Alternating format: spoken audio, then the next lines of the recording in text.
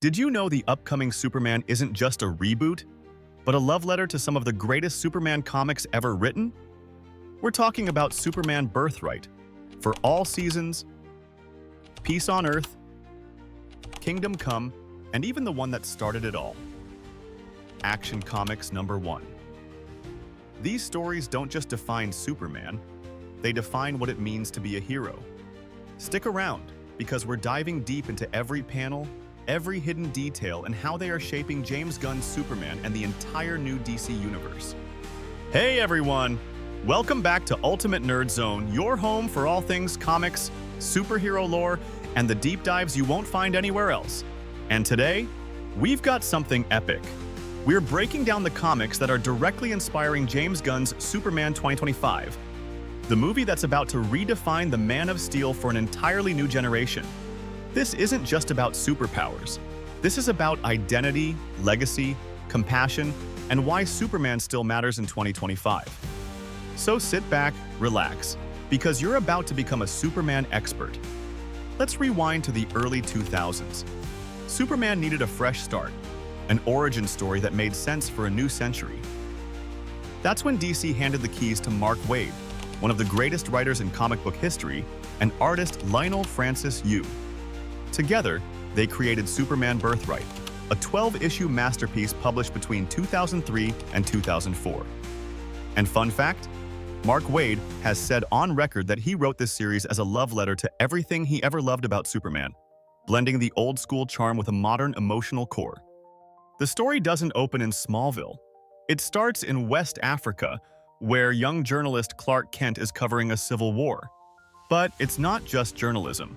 Clark is searching for who he is, what his purpose is. He wrestles with the question, should I use my powers? Should I hide them? Will the world even accept me? It's a deeply human struggle wrapped in the body of a god. After realizing that the world needs more than just observers, it needs protectors, Clark heads back home. Here's where the emotional core of Birthright hits. Jonathan and Martha Kent don't tell him what to do. They don't say, be a hero.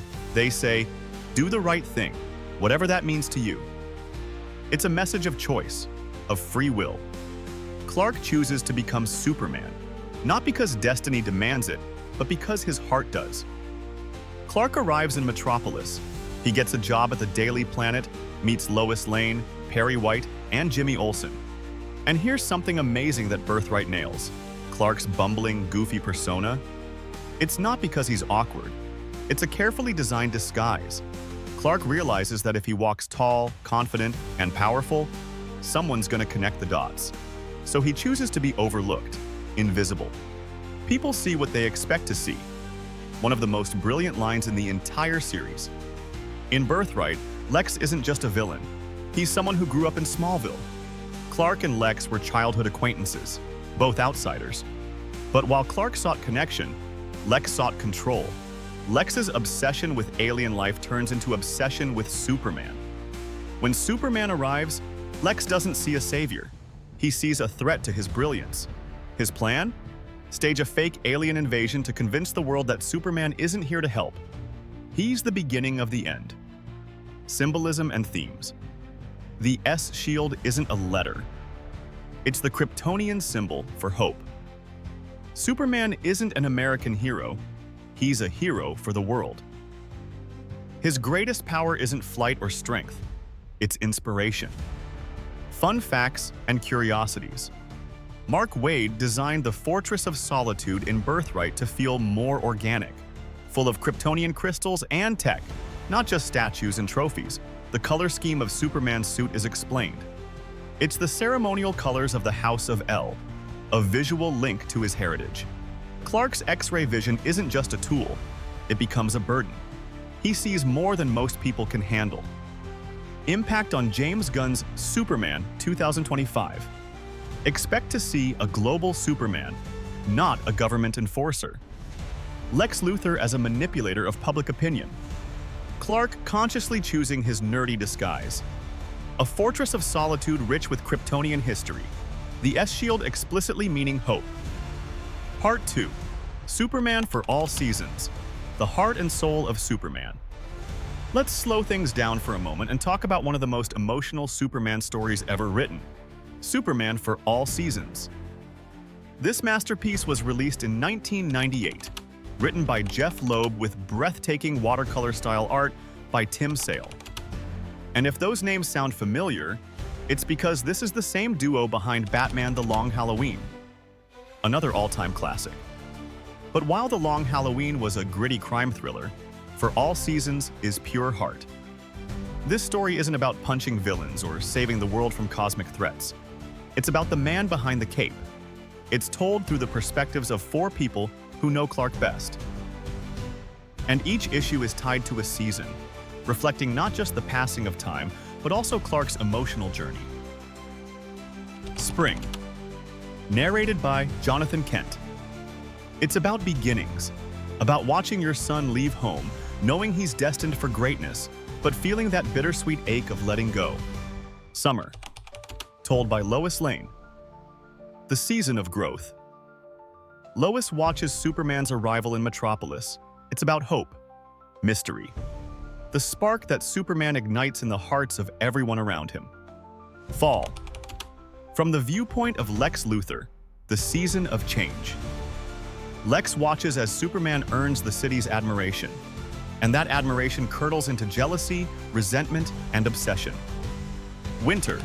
Narrated by Lana Lang, Clark's childhood friend. This is the season of reflection. Lana looks back on the boy she grew up with, and the man he became. And let me tell you, this story hits deep. It's not just about being powerful, it's about growing into the symbol of hope. There's this heartbreaking moment where Jonathan Kent watches Clark take his first real flight, and you can feel it in his voice. He was never ours to keep. That line alone sums up the entire emotional journey of the Kent family, raising a son who was always meant for something far greater. This book reminds us that Superman isn't just someone who saves the day. He's someone who carries the weight of the world, not on his back, but on his heart. And hey, if you're loving this breakdown so far, take a second to hit that like button and subscribe to the channel. Trust me, we're just getting started. Up next, we're diving into how Action Comics Issue 1, Peace on Earth, and even Kingdom Come are influencing James Gunn's vision for the Man of Steel. And believe me, some of these connections will absolutely blow your mind. Stick around, because it only gets better from here. All right, time to go back, way back, to the very beginning. Action Comics Issue 1, published in 1938, written by Jerry Siegel and drawn by Joe Shuster. This is the comic that didn't just create Superman, it created the superhero genre. But here's the thing a lot of people don't realize. Superman back then was radically different. No heat vision, no flight, no freezing breath. Back then, Superman could just leap an eighth of a mile, outrun a train, and lift cars over his head. But what made him special wasn't the powers, it was the mission. In Action Comics Issue 1, Superman wasn't battling alien invasions or fighting mad scientists. He was tackling real-world issues. He was called the Champion of the Oppressed. A guy who stood up for the little guy, who punched bullies in the face, literally. And this is so relevant to James Gunn's vision. Gunn himself said that his Superman is a kind man in a cruel world. And that's straight out of Action Comics Issue 1. It's not just about fighting monsters. It's about fighting injustice in every form, whether it's cosmic or something as simple as helping one person who feels powerless. Now let's jump to one of the most beautiful and most underrated Superman stories ever made, Superman: Peace on Earth. Written by Paul Dini, painted by the legendary Alex Ross, and released in 1998. And when I say painted, I mean every page looks like a museum-quality masterpiece. The premise? It's Christmas. And Superman decides to try something no one has ever done. Not fight a villain, not save a crashing plane. He tries to end world hunger. Yeah, that's the entire plot. He uses his speed, his strength, and his resources to deliver food to famine-stricken areas all over the world. And what happens? It doesn't work. Warlords steal the food. Governments block the shipments. Local corruption ruins the distribution. Superman realizes something painfully true. I can't force the world to change. I can only lead by example. This book is devastating in its honesty, but also beautiful in its message. And if you've seen how James Gunn talks about Superman, you'll know this idea is central to his version. Superman isn't here to be a god. He's here to be a beacon, a symbol that reminds people that they have the power to change the world themselves. Let's fast forward to the future. A dark future. Kingdom Come, written by Mark Waid and painted, once again, by Alex Ross. Released in 1996. In this story, Superman has retired. He stepped away because a new generation of heroes, reckless, violent, arrogant, took over. Heroes who don't care about consequences. And when the world finally falls apart, Superman is forced to return. But here's the thing. He doesn't come back with fists swinging.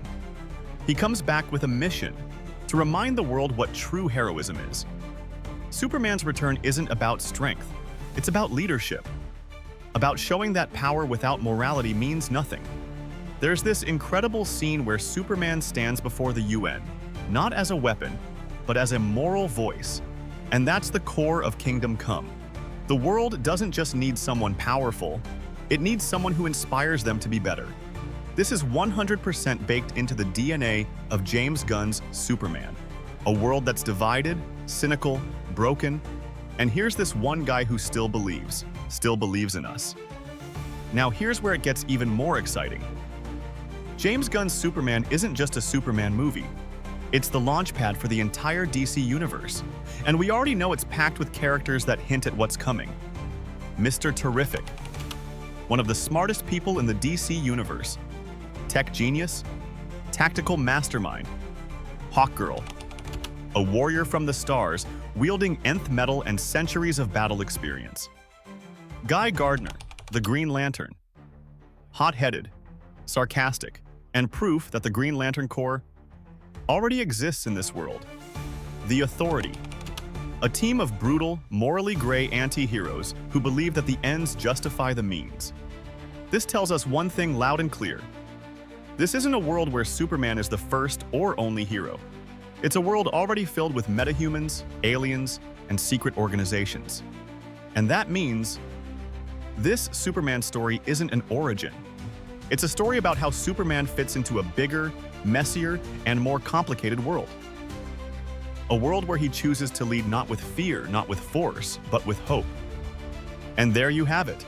The comics that aren't just inspiring James Gunn's Superman, but shaping the future of the entire DC universe.